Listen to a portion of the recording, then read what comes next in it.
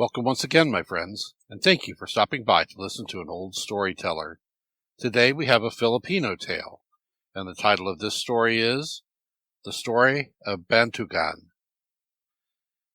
Before the Spaniards occupied the Isle of Mindanao, there lived in the valley of the Rio Grande a very strong man, Bantugan, whose father was the brother of the earthquake and thunder. Now, the Sultan of the island had a beautiful daughter whom Bantugan wished to marry, but the home of the Sultan was far off, and whoever went to carry Bantugan's proposal would have a long and hazardous journey. All the headmen consulted together regarding who should be sent, and at last it was decided that Bantugan's own son, Balatama, was the one to go. Balatama was young, but he was strong and brave, and when the arms of his father were given him to wear on the long journey, his heart swelled with pride. More than once on the way, however, his courage was tried, and only the thought of his brave father gave him strength to proceed. Once he came to a wooden fence which surrounded a stone in the form of a man, and as it was directly in his path, he drew his fighting knife to cut down the fence. Immediately the air became as black as night, and stones rained down as large as houses. This made Balatama cry, but he protected himself with his father's shield and prayed, calling on the winds from the homeland until they came and cleared the air again. Thereupon Balatama encountered a great snake on the road, and inquired his errand. When told, the snake said, "You cannot go on, for I am guard of this road, and no one can pass." The animal made a move to seize him, but with one strike of his fighting knife, the boy cut the snake into two pieces, one of which he threw into the sea, and the other into the mountains. After many days, the weary lad came to a high rock in the road, which glistened in the sunlight. From the top he could look down into the city for which he was bound. It was a splendid place with 10 harbors.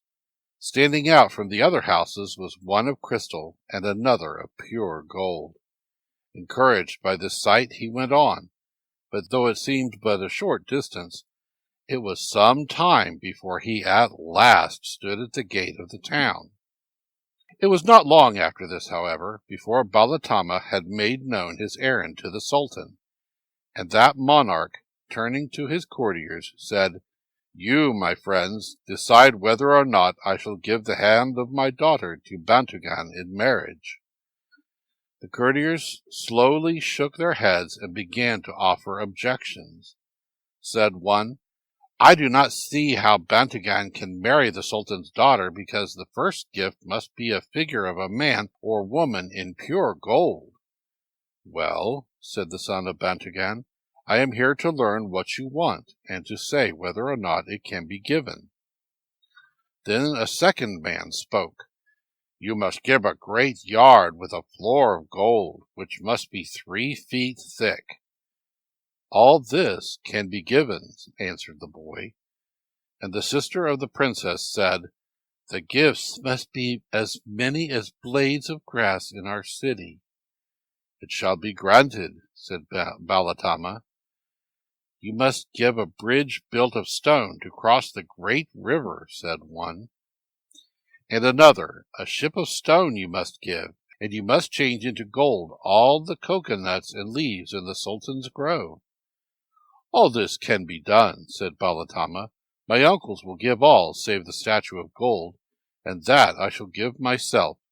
But first I must go to my father's town to secure it." At this they were angry, and declared that he had made sport of them, and unless he produced the statue at once, they would kill him. "If I give you the statue now," said he, "there will come dreadful storms, rain, and darkness." But they only laughed at him, and insisted on having the statue. So he reached into his helmet and drew it forth. Immediately the earth began to quake. a great storm arose, and stones as large as houses rained down until the Sultan called to Balatama to put back the statue, lest they all be killed.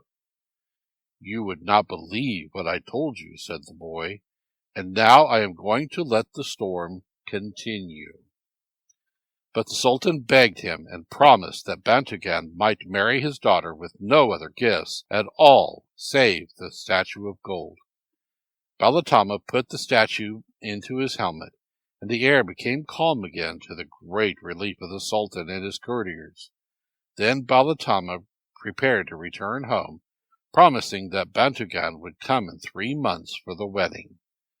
All went well with the boy on the way home until he came to the fence surrounding the stone in the form of a man, and there he was detained and compelled to remain 4 months. Now, about this time a Spanish general heard that Bantugan was preparing to marry the Sultan's daughter, whom he determined to wed himself. A great expedition was prepared, and he with all his brothers embarked on his large warship, which was followed by 10,000 other ships. They went to the Sultan's city, and their number was so great that they filled the harbor, frightening the people greatly. Then the general's brother disembarked and came to the house of the Sultan. He demanded the princess for the general, saying that if the request were refused, the fleet would destroy the city and all its people.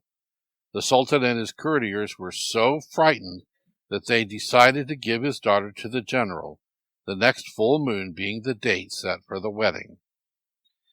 In the meantime, Bantugan had been preparing everything for the marriage which he expected to take place at the appointed time. But as the days went by and Balatama did not return, they became alarmed, fearing he was dead. After 3 months had passed, Bantugan prepared a great expedition to go in search of his son, and the great warship was decorated with flags of gold. As they came in sight of the Sultan's city, they saw the Spanish fleet in the harbor, and one of his brothers advised Bantugan not to enter until the Spanish left. Then they brought their ship to anchor, but all were disappointed that they could not go further. And one said, "Why do we not go on? Even if the blades of grass turn into Spaniards, we need not fear." Another said, "Why do we fear? Even if the cannonballs come like rain, we can always fight." Finally, some wanted to return to their homes, and Bantugan said, "No, let us seek my son, and even though we must enter the harbor where the Spaniards are, let us continue our search." So at his command the anchors were lifted, and they sailed into the harbor where the Spanish fleet lay. Now, at this very time the Spanish general and his brother were with the Sultan, intending to call upon the princess. As the brother talked with one of the sisters of the princess, they moved toward the window, and looking down they saw Bantugan's ships entering the harbor. They could not tell whose flag the ships bore. Neither could the Sultan when he was called. Then he sent his brother to bring his father, who was a very old man, to see if he could tell. The father was kept in a little dark room by himself, that he might not get hurt. And the Sultan said to his brother, "If he is so bent with age that he cannot see, talk, or walk, tickle him in the ribs, and that will make him young again. And, my brother, carry him here yourself, lest one of the slaves should let him fall, and he should hurt himself." So the old man was brought, and when he looked out upon the ships, he saw that the flags were those of the father of Bantugan, who had been a great friend of his in his youth. And he told him that he and Bantugan's father years ago had made a contract that their children and children's children should intermarry. And now, since the Sultan had promised his daughter to 2 people, he foresaw that great trouble would come to the land. Then the Sultan said to the general, "Here are 2 claimants to my daughter's hand. Go aboard your ships, and you and Bantugan make war on each other, and the victor shall have my daughter." So the Spaniards opened fire upon Bantugan, and for 3 days the earth was so covered with smoke from the battle that neither could see his enemy. Then the Spanish general said, I cannot see Bantugan or the fleet anywhere, so let us go and claim the princess. But the Sultan said, we must wait until the smoke rises to make sure that Bantugan is gone. When the smoke rose, the ships of Bantugan were apparently unharmed, and the Sultan said, Bantugan has surely won, for his fleet is uninjured while yours is badly damaged. You have lost. No, said the general, we will fight it out on dry land. So they both landed their troops and their cannon, and a great fight took place, and soon the ground was covered with dead bodies. And the Sultan commanded them to stop, as the women and children in the city were being killed by the cannonballs. But the general said, if you give your daughter to Bantugan, we shall fight forever until we die. Then the Sultan sent for Bantugan and said, we must deceive the Spaniard in order to get him to go away. Let us tell him that neither of you will marry my daughter, and then after he is gone, we shall have the wedding. Bantugan agreed to this, and word was sent to the Spaniard that the fighting must cease, since many women and children had been killed. So it was agreed upon between the Spaniard and Bantugan that neither of them should marry the princess. Then they both sailed away to their homes. Bantugan soon returned, however, and married the princess, and on the way back to his home they found his son, and took him with them. For about a week the Spanish general sailed toward his home, and then he, too, turned about to go back, planning to take the princess by force. When he found that she had already been carried away by Bantugan, his wrath knew no bounds. He destroyed the Sultan, his city, and all its people. And then he sailed away to prepare a great expedition with which he should utterly destroy Bantugan and his country as well. One morning Bantugan looked out and saw at the mouth of the Rio Grande the enormous fleet of the Spaniards, whose numbers were so great that in no direction could the horizon be seen. His heart sank within him, for he knew that he and his country were doomed. Though he could not hope to win in a fight against such great numbers, he called his headmen together and said, My brothers, the Christian dogs have come to destroy the land. We cannot successfully oppose them, but in the defense of the fatherland we can die. So the great warship was again prepared, and all the soldiers of Islam embarked, and then with Bantugan standing at the bow, they sailed forth to meet their fate. The fighting was fast and furious, but soon the great warship of Bantugan filled with water until at last it sank, drawing with it hundreds of the Spanish ships. And then a strange thing happened. At the very spot where Bantugan's warship sank, there arose from the sea a great island, which you can see today not far from the mouth of the Rio Grande. It is covered with bongo palms, and deep within its mountains live Bantugan and his warriors. A Moro sailboat passing this island is always scanned by Bantugan's watchers, and if it contains women such as he admires, they are snatched from their seats and carried deep into the heart of the mountain.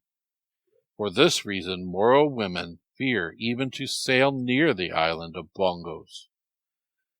When the wife of Bantugan saw that her husband was no more, and that his warship had been destroyed, she gathered together the remaining warriors and set forth herself to avenge him. In a few hours her ship was also sunk, and in the place where it sank there arose the mountain of Tamaco. On this thickly wooded island are found white monkeys, the servants of the princess, who still lives in the center of the mountain.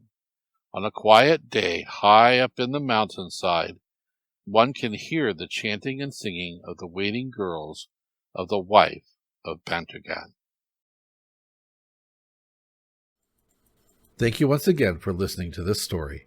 If you enjoyed this story, please press that like button. Also, please help an old storyteller out by subscribing to my channel. The next story will be posted in a few days, so until then, May your story continue to be a good one.